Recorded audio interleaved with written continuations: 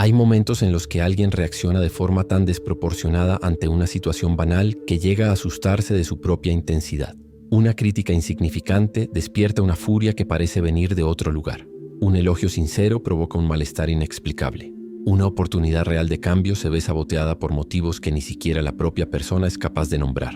Estos episodios revelan algo inquietante. Hay un extraño viviendo dentro de cada uno de nosotros. Alguien que toma decisiones sin consultar a la razón, que elige exactamente lo que no debería, que huye de lo que más desea. Este extraño no es un invasor, es parte integrante de quienes somos, pero una parte que ha sido desterrada, censurada, empujada a los sótanos de la conciencia. Freud llamó a este proceso represión. Y tal vez este sea uno de los descubrimientos más aterradores del psicoanálisis.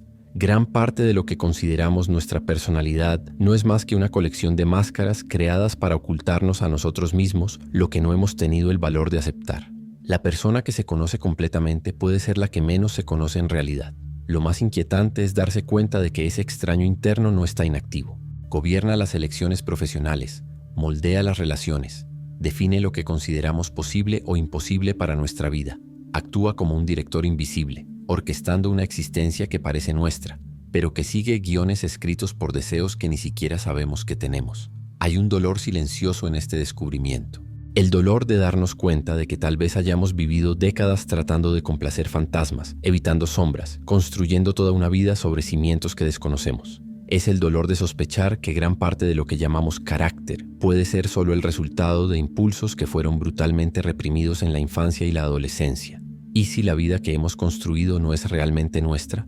¿Y si las decisiones de las que estamos más orgullosos se tomaron precisamente para evitar algo que ya ni siquiera recordamos haber sentido?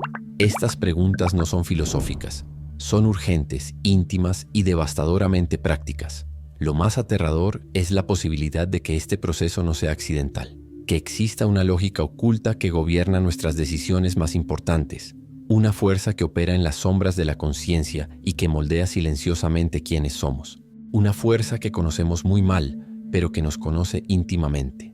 El rechazo freudiano no es solo una teoría, es la clave para entender por qué repetimos patrones que nos destruyen, por qué saboteamos lo que más queremos, por qué nuestra propia mente a veces parece trabajar en contra de nuestros mejores intereses. Es la explicación de una de las experiencias más universales y menos comentadas de la condición humana. La sensación de ser un extraño para uno mismo. La represión no es olvido. El olvido es cuando algo simplemente se borra de la memoria, como el nombre de un compañero de colegio o el sabor de un plato de la infancia. La represión es diferente. Es un destierro activo, una fuerza que empuja determinados contenidos lejos de la conciencia y los mantiene allí, como un carcelero invisible que trabaja las 24 horas del día. Imaginemos una biblioteca en la que ciertos libros están encerrados en una sección prohibida. Los libros siguen existiendo, siguen ejerciendo influencia sobre toda la biblioteca. Al fin y al cabo son ellos los que dictan qué otros libros se pueden leer, qué temas se pueden explorar, pero permanecen inaccesibles para el lector consciente. La represión funciona así, mantiene el contenido activo e influyente, pero fuera del alcance de la razón. Esta arquitectura mental se construye temprano, generalmente en la infancia, cuando ciertos impulsos, deseos o experiencias son juzgados inaceptables por la familia o la sociedad. Un niño que siente ira hacia su padre y es reprendido violentamente puede reprimir no solo ese episodio específico, sino toda su capacidad de sentir ira hacia las figuras de autoridad. Décadas más tarde, esa persona puede convertirse en un adulto que nunca se enfrenta a jefes abusivos, que acepta relaciones desiguales, que somatiza la rebelión en dolores de cabeza o problemas digestivos. Lo más perverso es que la represión se disfraza de virtud. La persona que nunca se irrita puede ser celebrada como equilibrada, cuando en realidad vive bajo el dominio de un impulso agresivo que ha sido tan brutalmente reprimido que ni siquiera ella misma sabe que existe. Su aparente serenidad no es un logro, es un síntoma.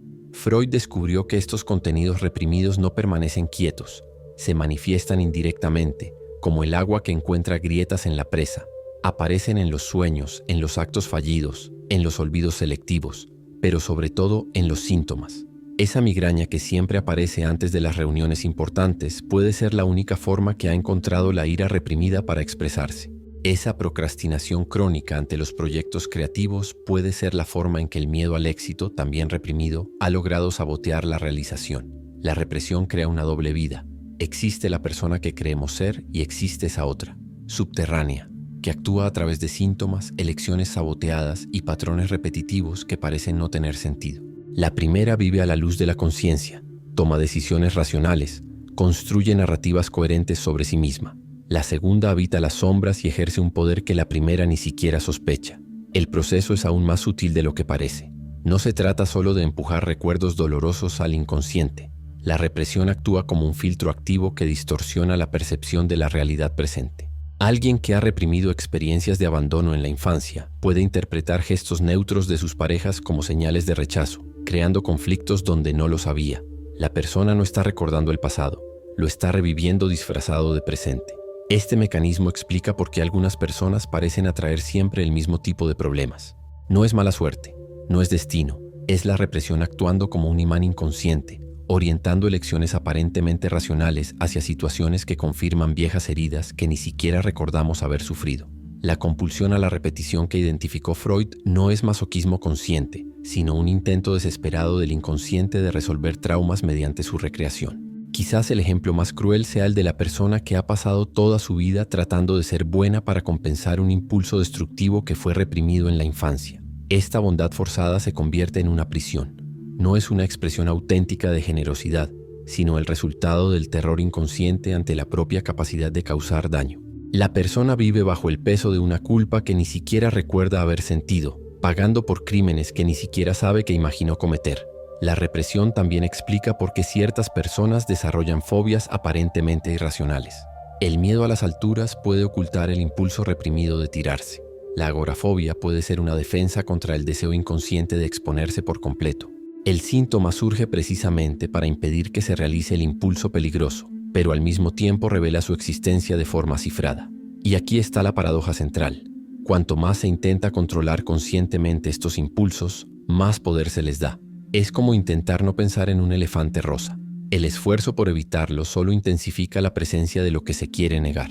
La represión que debería proteger acaba aprisionando. Lo que debería ser una defensa se convierte en un síntoma. La persona que ha reprimido su necesidad de atención puede volverse invisible, pero desarrollar una compulsión por trabajar en exceso, la única forma socialmente aceptable de ser vista. La que ha desterrado su sexualidad puede dedicarse obsesivamente al trabajo intelectual, sublimando la energía que no puede asumir. El impulso negado no desaparece, solo encuentra formas más sofisticadas y menos reconocibles de expresarse. Esta dinámica crea un tipo específico de sufrimiento, la sensación constante de estar viviendo una vida que no es completamente tuya, de estar interpretando un papel que te ha sido impuesto, de estar siguiendo un guión escrito por fuerzas que desconocemos. Es el sufrimiento de estar gobernado por un poder invisible que actúa en nuestro nombre, pero sin nuestro consentimiento. Existe una negociación silenciosa que tiene lugar en los primeros años de vida, un contrato que nadie firma conscientemente, pero que todos cumplen religiosamente. Por un lado, la promesa de aceptación, amor y pertenencia. Por otro, la renuncia a partes de uno mismo que son juzgadas inaceptables por la familia y la sociedad. Es un intercambio aparentemente ventajoso. Se sacrifica la autenticidad salvaje en nombre de la civilidad domesticada, pero esta domesticación tiene un coste que solo se revela décadas más tarde, cuando la persona despierta y se da cuenta de que ha construido toda una personalidad basada en lo que no debería ser, en lugar de en lo que realmente es. La máscara se ha vuelto tan sofisticada que ha olvidado que debajo había un rostro. Freud comprendió que la civilización no es solo un conjunto de reglas externas, sino que vive dentro de cada individuo como una fuerza activa de autocontrol. El superyo, esa instancia moral internalizada, funciona como un juez implacable que nunca descansa, nunca perdona, nunca olvida. Juzga no solo los actos, sino también los pensamientos. No solo lo que se ha hecho, sino lo que se ha deseado hacer. El resultado es una vida construida sobre negaciones. La persona aprende a decir «yo no soy así», con tanta convicción que llega a creerlo. No soy egoísta, no soy agresivo, no soy dependiente, no soy envidioso. Cada «yo no soy» es una pequeña muerte simbólica, un pedazo de la personalidad original que se ha sacrificado en el altar de la aceptabilidad social. Pero esos impulsos negados no desaparecen, sino que se disfrazan. La agresividad reprimida puede volver en forma de perfeccionismo extremo. La necesidad negada puede manifestarse como una obsesión por ser útil a todos.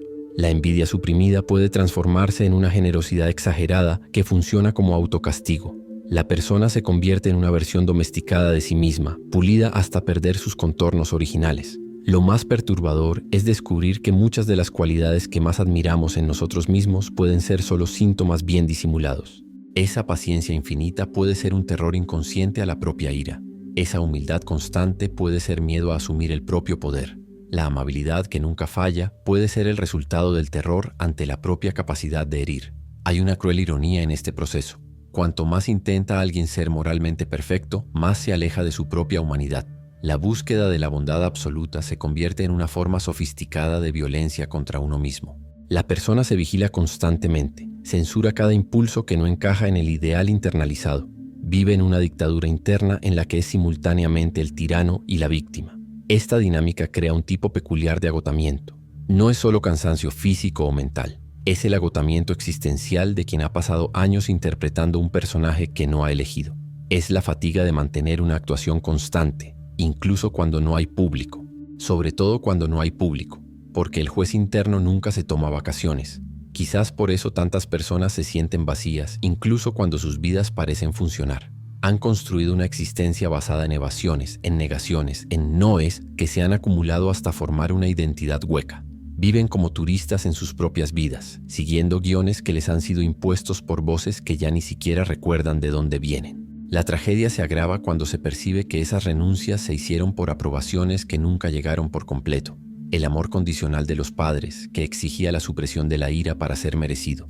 La aceptación de los compañeros, que exigía el sacrificio de la rareza creativa. El reconocimiento profesional, que solo llegaba cuando se renunciaba a cualquier chispa de rebeldía o cuestionamiento.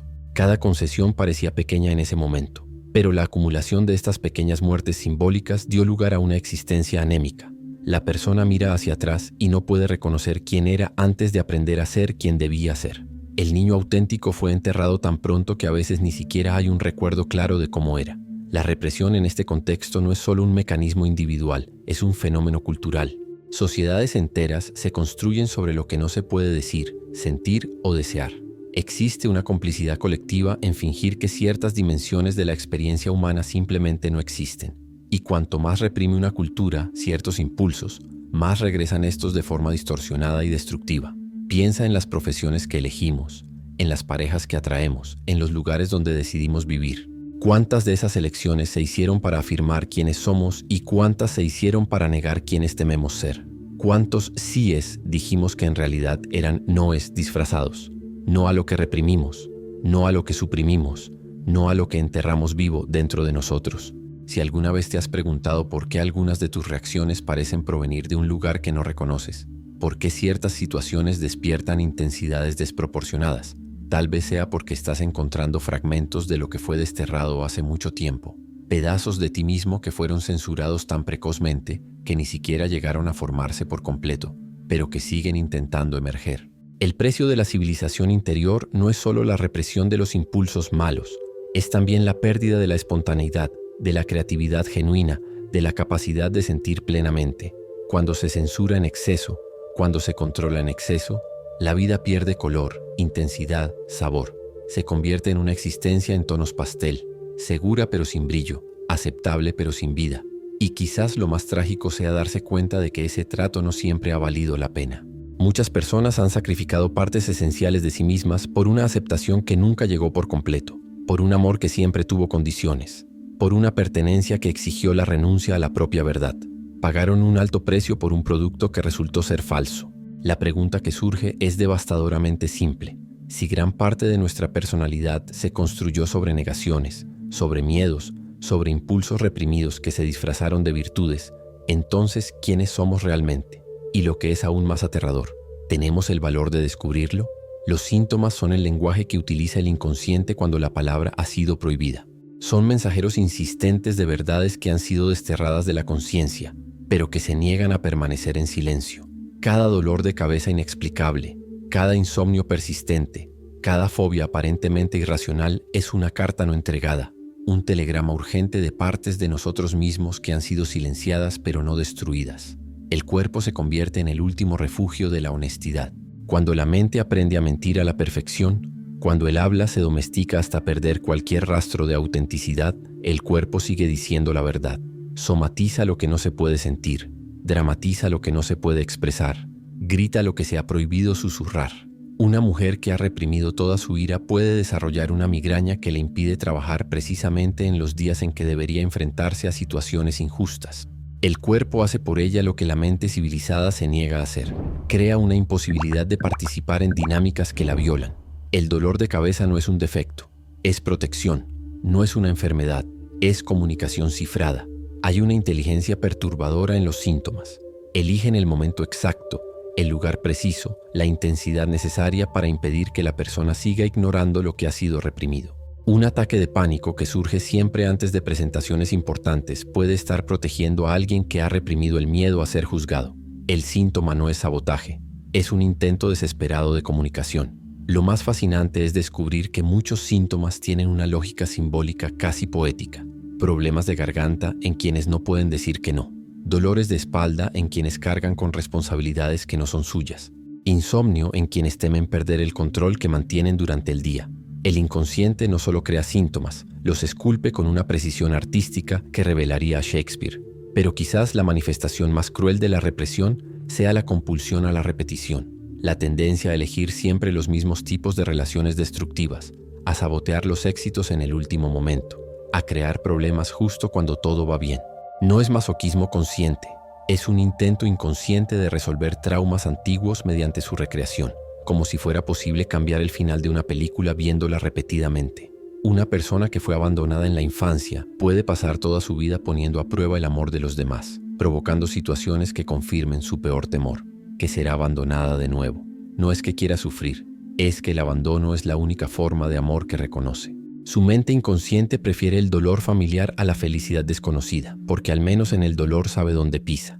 Esta compulsión explica por qué algunas personas parecen atraer las tragedias como imanes. No es mala suerte, no es el destino. Es la represión funcionando como un sistema de navegación interno que las guía siempre hacia lo que confirma sus heridas más antiguas. No eligen conscientemente el sufrimiento, pero sus elecciones inconscientes conspiran sistemáticamente contra su felicidad. El síntoma también puede ser una forma de chantaje emocional inconsciente. La migraña que aparece cada vez que hay que tomar decisiones difíciles. La fatiga que surge milagrosamente cuando se presentan oportunidades de crecimiento. El cuerpo se convierte en un aliado involuntario de la parte de nosotros que prefiere la zona de confort del sufrimiento conocido a la incertidumbre de la transformación. Hay algo casi cómico en la forma en que tratamos nuestros síntomas. Los cuidamos como mascotas neuróticas. Alimentamos nuestra ansiedad con preocupaciones innecesarias. Regamos nuestra culpa con autosabotaje diario. Paseamos nuestra tristeza como si fuera una compañía indispensable. Desarrollamos una relación íntima y codependiente con lo que nos hace sufrir. Freud se dio cuenta de que muchas personas desarrollan una resistencia inconsciente a la curación porque el síntoma, por doloroso que sea, ofrece ventajas secundarias. La depresión que justifica no tener que afrontar retos. La ansiedad que da permiso para evitar la intimidad. La ira que mantiene a los demás a una distancia segura. El síntoma se convierte en una solución imperfecta para problemas que la conciencia se niega a reconocer. Quizás lo más perturbador sea descubrir que algunos de nuestros rasgos de personalidad más destacados no son más que síntomas sofisticados. Esa timidez extrema puede ser un terror inconsciente al propio poder. Esa necesidad compulsiva de agradar puede ser miedo a descubrir quiénes somos cuando dejamos de interpretar. La personalidad se revela no como algo sólido y definitivo, sino como una colección de estrategias defensivas que se han cristalizado a lo largo del tiempo.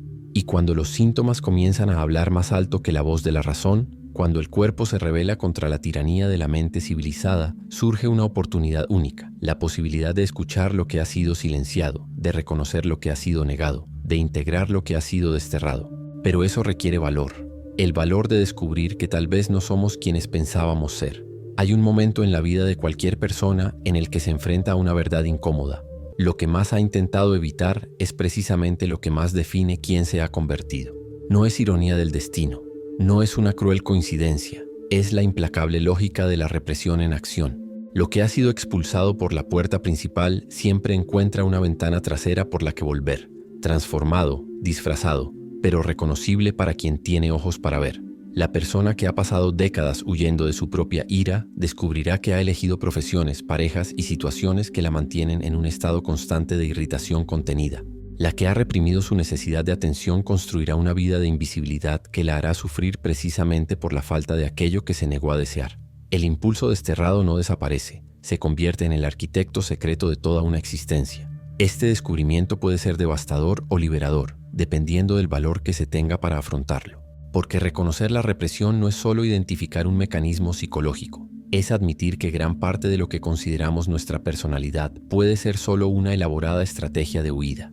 Es aceptar que tal vez no seamos los autores de nuestra propia historia, sino personajes interpretando un papel escrito por fuerzas que preferimos no conocer. Lo más perturbador es descubrir que algunas de las decisiones más importantes de la vida se tomaron no para afirmar quiénes somos, sino para negar quiénes tememos ser. El matrimonio elegido para demostrar que no somos necesitados. La carrera abrazada para demostrar que no somos agresivos. La ciudad donde decidimos vivir para huir de recuerdos que ni siquiera sabemos que tenemos. Cada elección aparentemente racional revela, bajo un análisis más cuidadoso, un intento desesperado por mantener a distancia aspectos de nosotros mismos que han sido juzgados inaceptables. Freud comprendía que la represión no es un fallo del sistema psíquico, sino su funcionamiento normal. Todos reprimimos, todos vivimos bajo la influencia de contenidos inconscientes, todos estamos gobernados por fuerzas que no controlamos completamente. La cuestión no es si tenemos contenidos reprimidos, sino si tenemos el valor de reconocerlos e integrarlos de una manera menos destructiva. Hay una diferencia abismal entre curar y controlar. La mayoría de las personas buscan formas más sofisticadas de controlar sus síntomas, de gestionar sus compulsiones, de administrar sus neurosis. Quieren ser versiones más eficientes de quienes ya son, no versiones más auténticas. Pero la represión no se resuelve con el control, sino que exige el reconocimiento, la aceptación y la integración de lo que se ha negado. Esto no significa actuar impulsivamente sobre cada deseo reprimido, pero tampoco significa seguir fingiendo que no existen. Significa encontrar formas maduras y conscientes de dar espacio a aspectos de nosotros mismos que han sido brutalmente censurados. Significa aceptar que somos más complejos, más contradictorios, más humanos de lo que nuestra imagen civilizada de nosotros mismos nos permite admitir. La verdadera libertad no está en deshacerse de los contenidos reprimidos, una tarea imposible, sino en establecer una relación menos neurótica con ellos.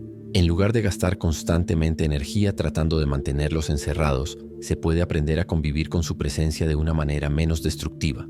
Es la diferencia entre tener un animal salvaje encerrado en una jaula pequeña, gruñendo constantemente, y tener al mismo animal en un espacio amplio donde su naturaleza puede expresarse sin causar daños. La represión nos enseña que la mente humana es mucho más vasta y misteriosa de lo que imaginamos, que hay territorios internos que nunca exploramos, impulsos que nunca admitimos, posibilidades de ser que nunca consideramos, y que tal vez nuestra neurosis no sea un defecto que hay que corregir, sino un síntoma de una riqueza psíquica que ha sido comprimida en una forma socialmente aceptable. Cuando dejamos de luchar contra la represión y comenzamos a escucharla, ocurre algo sorprendente. Los síntomas comienzan a perder intensidad, no porque hayan sido eliminados, sino porque han sido comprendidos. La migraña que llevaba consigo la ira prohibida puede transformarse en una capacidad saludable para establecer límites. La ansiedad que protegía contra el juicio puede evolucionar hacia una sensibilidad creativa genuina. El retorno de lo negado no tiene por qué ser catastrófico, puede ser revolucionario. Puede ser el momento en el que finalmente dejamos de ser esclavos de fuerzas que no conocemos y comenzamos a ser socios de aspectos de nosotros mismos que hemos aprendido a temer. Puede ser cuando descubrimos que lo que más temíamos en nosotros mismos puede ser, paradójicamente, lo que más necesitábamos integrar para convertirnos en seres completos. Al fin y al cabo, la represión no se refiere solo a lo que ocultamos de nosotros mismos, sino a lo que ocultamos de nosotros mismos sobre nosotros mismos. Se trata de la negativa a aceptar que somos simultáneamente ángeles y demonios, santos y pecadores, héroes y villanos de nuestras propias historias, y que tal vez sea precisamente en esa contradicción, en esa complejidad ineludible, donde reside nuestra humanidad más auténtica. Quizás el mayor de los reprimidos sea el de la propia capacidad de ser libre, libre para sentir, para desear, para elegir conscientemente en lugar de reaccionar compulsivamente. Y cuando ese reprimido finalmente se desvanece, cuando finalmente aceptamos que somos mucho más vastos de lo que nuestra personalidad nos permite, puede suceder algo extraordinario. Podemos empezar a vivir como si nuestra vida fuera realmente nuestra. ¿Cuál es el impulso que más intentas controlar, pero que siempre encuentra la manera de volver? Escríbelo en los comentarios. Si has llegado hasta aquí, ya has dado un paso más allá que la mayoría. Ves los vídeos, reflexiona sobre cada idea. Ahora, la pregunta es, ¿hasta dónde quieres llegar con esto? Si quieres dar el siguiente paso y aplicar realmente este conocimiento en tu vida, Los códigos del conejo blanco están listos para ti. El enlace está en el comentario fijado. Recuerda, el éxito es una decisión, la elección es tuya. Cuenta conmigo y sigue al conejo blanco.